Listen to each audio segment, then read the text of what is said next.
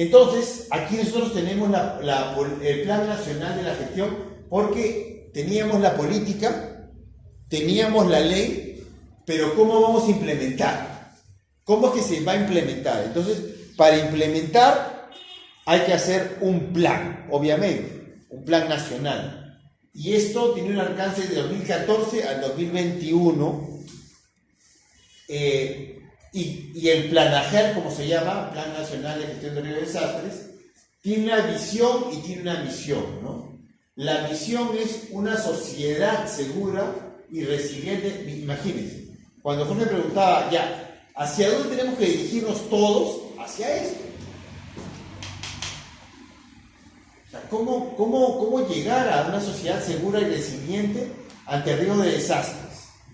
O sea, tener una mirada compartida, ¿no es cierto?, y articulada para lograr todos los actores hacia eso.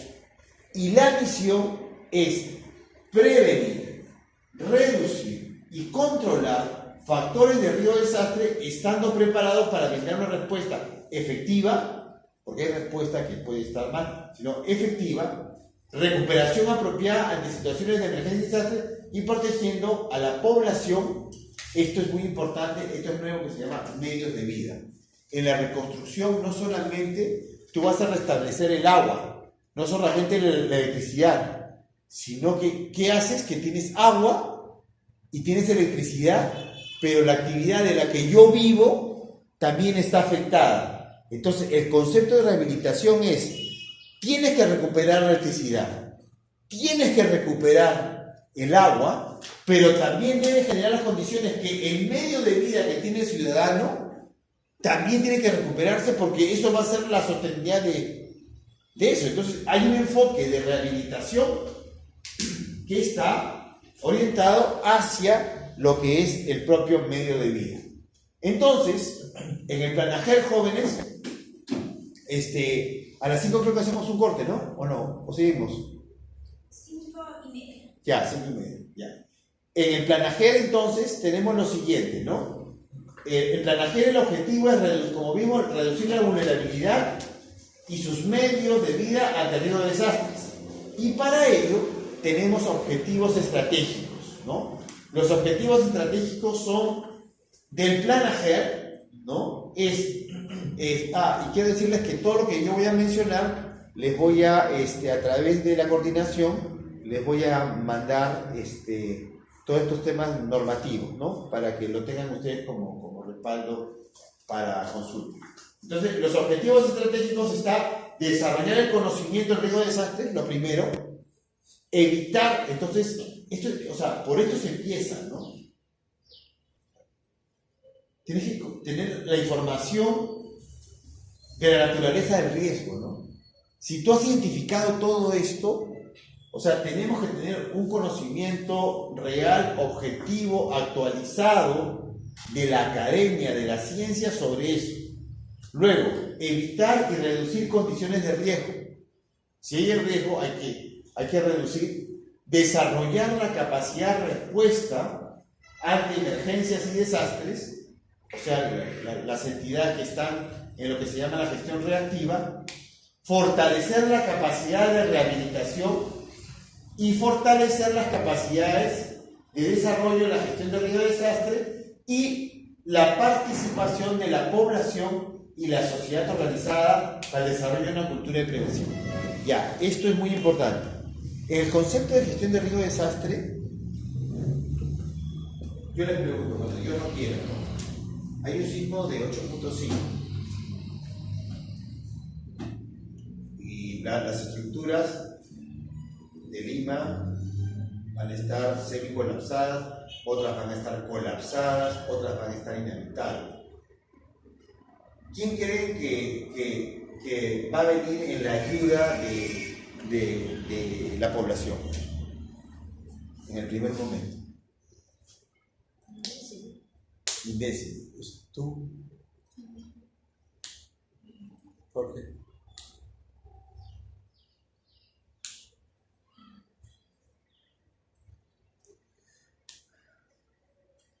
Se ha estimado que la ayuda de bomberos, policía y lo demás es aproximadamente 12 horas. ¿Ya? Y es 12 horas después. Después. Y es un estándar internacional. O sea, México en lo último, Chile también, 12 horas. No hemos tenido nosotros ahora una intervención así tan fuerte que estoy hablando de parámetros de México, ¿no? De 12 a 18 horas, ¿ya? Entonces, para eso, lo fundamental frente a un desastre es generar lo que se llama la autoayuda. Señores, frente a un desastre, lo primero que hay es tu papá, tu mamá, tu familia, tu vecino, tu autoridad municipal, inclusive tu manzana. Entonces, esto genera lo que se llama autoayuda. Los primeros que van a estar cerca son justamente el concepto de autoayuda. Primero yo, y después el otro. Ah, claro, pero primero empiezo por mí. O sea, primero me reconozco si terminó el sismo, me veo, estoy completo, estoy vivo. ¿Cómo está el otro? Ya salimos, estoy en un edificio, los otros cómo están, si tengo yo la solidaridad y los demás, y eso se desencadena. Entonces, en la gestión de riesgo de desastres, esto es muy importante con las ciudades. Hay que fortalecer y capacitar mejor la autoayuda. Por eso cuando te digo de tu plan de emergencia familiar, es que eso es clave. Y es todo un tema el plan. Entonces, este tema de la autoayuda llega también a generar una conciencia de la participación de la población, ¿no? Y la ciudadanía organizada. Y aquí incide en lo que yo también voy a dejarles también como concepto, el tema de construir y generar y fortalecer esta cultura de prevención. Entonces, vamos a ver que en el mundo va a haber una transición de lo que es la gestión del riesgo de desastres hacia una agenda pendiente del desarrollo sostenible. Y como estoy con personas del MINAM, que están los ODS, estamos viendo que va a haber un enlace. O sea, gestión de riesgo no solamente va a ser apocalíptico, no solamente va a ser el diagnóstico de cuántas vidas, todo, no. Cambiemos el discurso. ¿Qué desarrollo es el que necesitamos justamente para reducir este riesgo? Entonces, una mirada de desarrollo determina una reducción del riesgo y es el nuevo enfoque que se está viendo a nivel mundial. Entonces, jóvenes, estamos trabajando esta nueva mirada del riesgo de desastres, de una gestión del riesgo de desastres hacia una gestión del desarrollo. Hay que tener esta mirada de gestión del desarrollo y para eso hay un informe de reducción de riesgos que es de lectura obligatoria si ustedes realmente les interesa el tema, qué es lo que pasa globalmente y cuál es el concepto de la reducción del riesgo a nivel global, ¿no es cierto? Es el informe GAR, porque en este informe, yo también se los voy a dejar como referencia, en el informe GAR establece cómo no solamente está el Perú, sino cómo está el mundo. Y he seleccionado algunas partes importantes del informe. Realmente merece la pena que ustedes puedan leer todo el documento, porque justamente tiene esa mirada, ¿no es cierto? Y que dice que el GAR proporciona un análisis de cómo está cambiando la ciencia del riesgo, lo que hemos mencionado, cómo está cambiando, cómo está virando la ciencia del riesgo y presenta áreas para un esfuerzo adicional solamente, ¿no? Y explora aspectos de comprensión y la gestión del riesgo sistémico, lo que les he vuelto a decir. No es solamente un problema económico, no es solamente un problema educativo, no es un problema solamente social, no. es un problema que es transversal, ¿no es cierto? Y como tal es que se tiene que actuar. Presenta investigaciones y prácticas innovadoras para lograr un desarrollo sostenible basados en el riesgo y proporciona en el alcance y la naturaleza de los peligros y los que se deben considerar. Este informe se saca cada 3 años y este informe de 2019 es el último. O sea, si ustedes quieren tener una fuente de globalmente cómo se está viendo el riesgo de desastres y cómo va a ir hacia las ciudades resilientes, es que nosotros tenemos este informe que realmente es muy claro, ¿no?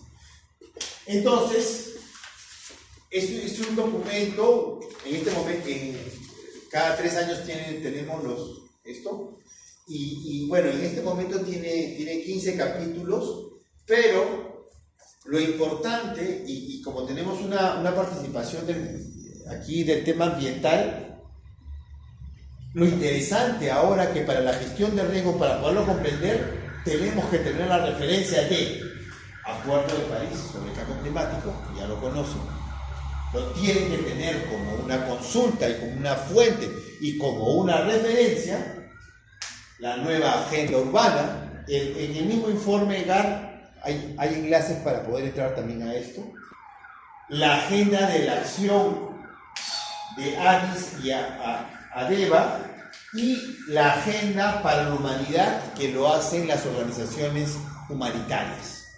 Entonces, estas referencias son obligatorias para ver la estrategia de intervención de gestión de riesgo de desastres, pero como ustedes ven, miren, o sea, los enfoques globales, climáticos y ambientales, ¿qué peso tiene ahora en la gestión de riesgo de desastres? Total. O sea, miren el peso que le está dando y dice, va a haber, entonces, lo que va a conllevar es que tiene que cambiar la forma de pensar, ¿ya? La forma de pensar, la forma de aprender y actuar para reducir el riesgo. Te va a dar este concepto de la forma de pensar, de aprender, de actuar para reducir el riesgo y así mejorar oportunidades a la hora de presentar informes de manera transversal y atendiendo los diferentes objetivos de las ODS, Objetivo de Desarrollo Sostenible, y que vamos a ver cuál es el match y la vinculación que se hacen con las ODS. Por eso, este informe insiste que estamos ante un momento realmente de una gran urgencia y una gran emergencia mundial, donde surgen nuevos riesgos, ya no son estos, sino, ejemplo, una zona que es andina va a cambiar a ser tropical, absolutamente, y se va a dar. Ustedes saben lo que va a llevar eso, lo que va a conllevar actividad económica, los ecosistemas, actividades económicas, etcétera, etcétera, etcétera. Por decirte, entonces, no va a ser estos desastres que tú vas a conocer, sino que van a cambiar las condiciones climáticas y va a cambiar absolutamente todo, cómo nos estamos preparando para ello. Entonces, estamos ante un momento de urgencia mundial donde surgen nuevos riesgos y la frecuencia de peligros en constante cambio. Debido a que no son nosotros, sino que son un producto de esta interacción de acontecimientos de origen natural. No hay desastres naturales, por favor, son desastres de origen natural, ¿no? Y justamente se necesita una acción transformadora por parte de todos los actores. O sea, lo que está conllevando esto es esta participación articulada y coordinada. Es imprescindible coordinación de diferentes sectores, diferentes niveles de gobierno, sociedad civil, sector privado, con el fin de lograr estrategias que lleven a la reducción de riesgos de acuerdo a la prevención y disminución de las catástrofes. Esta cooperación es clave justamente para este intercambio de conocimientos y lo que sería una nueva estrategia de intervención. Entonces, de todas maneras el informe, este informe en este primer momento todavía está todo en inglés, pero con los de UNISDIAR, que son los encargados, lo voy a pasar totalmente a ustedes eso, pero me comprometo también cuando esté también para facilidad, también se lo voy a mandar, pero ya les puedo mandar, en el informe GAR van a tener el enlace y el acuerdo también de anexos también está en el enlace. Entonces, se los paso a la coordinadora y se los entrega a ustedes. Pero es lectura obligatoria para realmente si quieren profundizar el tema del enfoque global ante interesarse, ¿no? Entonces, el informe afirma que seguimos viendo cómo aún persisten serias desigualdades. Por eso, el tema de la desigualdad y la vulnerabilidad no solamente se va a ver en el Perú y nuestra región, sino, miren, en Asia, en el Pacífico y en África. O sea, la exposición de las personas a peligro por el tema de vulnerabilidad se mantiene y crece. Y es necesario un rediseño de financiación que incluya soluciones proporcionadas. Entonces, también es un problema económico y es un problema social. Es un problema de cómo se maneja el desarrollo de las personas y cómo se puede superar la vulnerabilidad.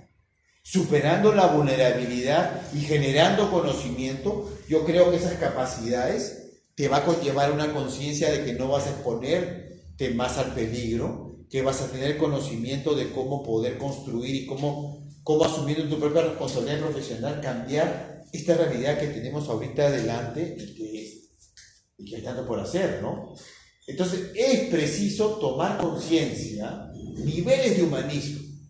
Otra vez regresamos, puede ser, tú dices, bueno, es un quijotejo esta vaina. No, pero es que cuando ustedes ven a las personas que trabajan en desastres y le dicen que son humanitarios, al final el móvil que tienes es el propio ser humano. Entonces, hay niveles de humanismo que respondan a esta magnitud del desafío. Profesionales, ustedes están empezando con esta mirada y con esta especialización que tienen que hacer y con este enfoque de reducción de riesgos, no saben lo politizados que son, porque ¿qué pasa? Que cuando tú te especializas en gestión de riesgos y estás acreditado, necesariamente tú has tenido que tener esta interacción y necesariamente tú no va a estar un ingeniero forestal solo, no va a estar un economista solo, no va a estar un educador, un sociólogo, un antropólogo. Lo bonito de la gestión de riesgos para la articulación de políticas y soluciones es que es una mirada compartida. Pero ¿sabes qué? Esta mirada compartida tiene que tener este conocimiento de esta visión. Entonces, definitivamente nuestro país demanda de profesionales que puedan realmente comprometerse en este trabajo, o sea, a tiempo completo. Y bueno, claro, obviamente también el sector privado, con esta especialización tan grande, a veces te puede llevar, porque como ustedes saben, estas son políticas de Estado, ¿no? Pero en el sector privado tenemos los ISOs, y hay ISO de gestión de riesgo de desastre. Entonces tú trabajas tanto en políticas nacionales, bueno, no sé por qué, y ahí te quieren llevar a este ISO, que es de gestión de riesgo de desastre, pero tienes todo el conocimiento. Entonces, se les abre para ustedes jóvenes que empiezan este tema, también una especialización, pero también una tarea grande, o sea, del ser humano que responde a la magnitud del desafío. Los impactos humanos, ambientales, deben ser evaluados y tener en cuenta todos aquellos peligros que no se pueden medir de esta manera. Es necesario establecer una base de igualdad de género y la inclusión de las personas y grupos más vulnerables de estos impactos. Es también el tema de la distribución de la riqueza.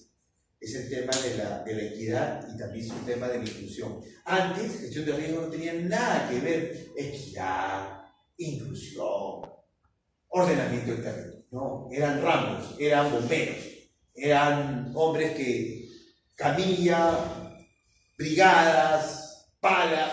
¿No?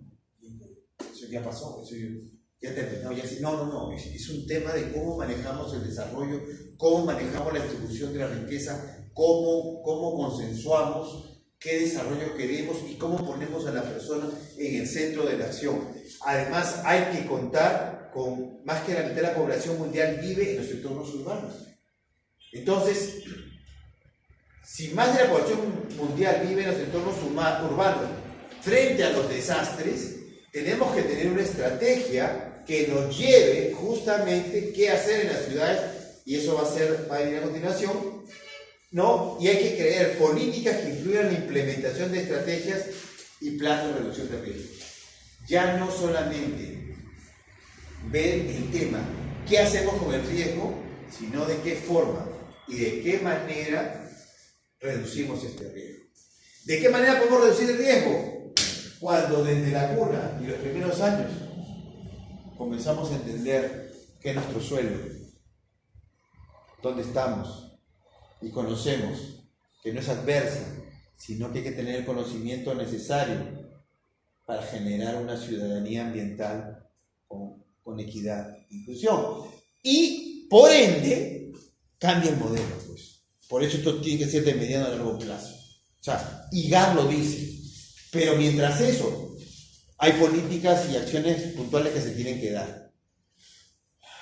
Por desgracia, los desastres previsibles siguen ocurriendo. Lo que tú has dicho a nivel mundial, esto es a nivel mundial, ¿no? O sea, no es que solamente vivamos Perú. Por desgracia, los desastres previsibles siguen ocurriendo. Por eso, el Marco Central considera que se debe reducir el riesgo de existencia y aumentar la resiliencia. Dos temas. El conocimiento nos va a permitir reducir ese riesgo con el conocimiento de los datos históricos, y por el otro lado, de qué manera aumentamos esta capacidad de reponernos ante estas situaciones.